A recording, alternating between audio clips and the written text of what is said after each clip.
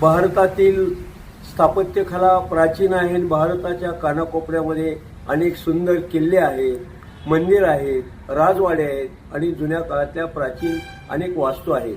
आपल्या देशामध्ये जर पर्यटनाच्या दृष्टीने विचार केला तर जम्मू काश्मीरपासून ते जंजिवेल्लूरपर्यंत आणि संपूर्ण ओरिसापासून ते मुंबईपर्यंत सगळ्या भागाभागामध्ये अनेक शहरामध्ये या देशामध्ये अनेक किल्ले आहेत, मंदिर आहेत, लेणी आहेत, राजवाडे आहेत. अत्यंत सुंदर अशी ही सर्व वास्तू या देशामध्ये देशाचा प्राचीन वारसा आहे.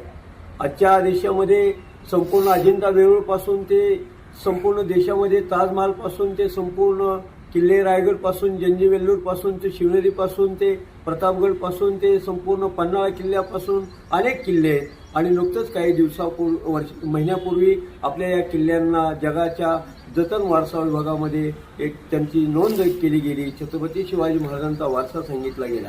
आपण इंदोर जर पाहिलं तर महेश्वर इंदोरमध्ये अहिल्याबाई होळकरांनी त्या काळामध्ये राजधानी केली आणि उत्तम असं त्या काळामध्ये राज्य केलं. इंदोर काय, ग्वाल्हेर काय आणि दिल्ली काय, सर्व ठिकाणी पर्यटनाची आणि जुने किल्ले, लेणी, राजवाडे, मंदिर आहेत.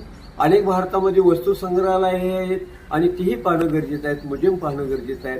आपल्या देशाला अत्यंत चांगला पर्यटनाचा वारसा आहे. भारतामध्ये जंगलं खूप आहे, डोंगर आहेत, लेणी आहेत आणि सर्व मंदिर आहेत.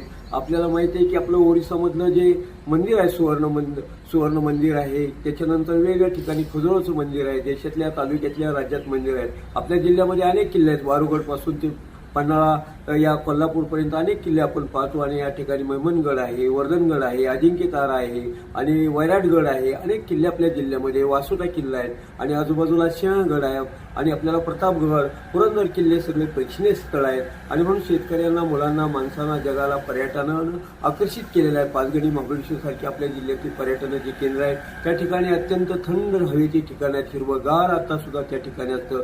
खूप झाडं आहेत, खूप वेली आहेत आणि माणसं सुखी आहेत आणि संपूर्ण देशातल्या जगातलं सर्व पर्यटन जोरात चालू आहे. पंढरपूरपासून ते अनेक मंदिर आहेत. बालाजीचं मंदिर या देशामध्ये प्राचीन वारसा आहे आणि म्हणून वैष्णवांचा, शवांचा हा संपूर्ण भारत आणि महाराष्ट्र आहे. या ठिकाणी संपूर्ण धनगर समाज खेडोपाडीमध्ये मेंढरं राखणारा समाज आहे आणि तो समाज राज्यकर्ता समाज होता आणि आहे आणि आजही कार्यरत आहे. आणि मराठा समाज, धनगर समाज, माळी समाज अत्यंत चांगल्या प्रकारची शेती करत आहेत.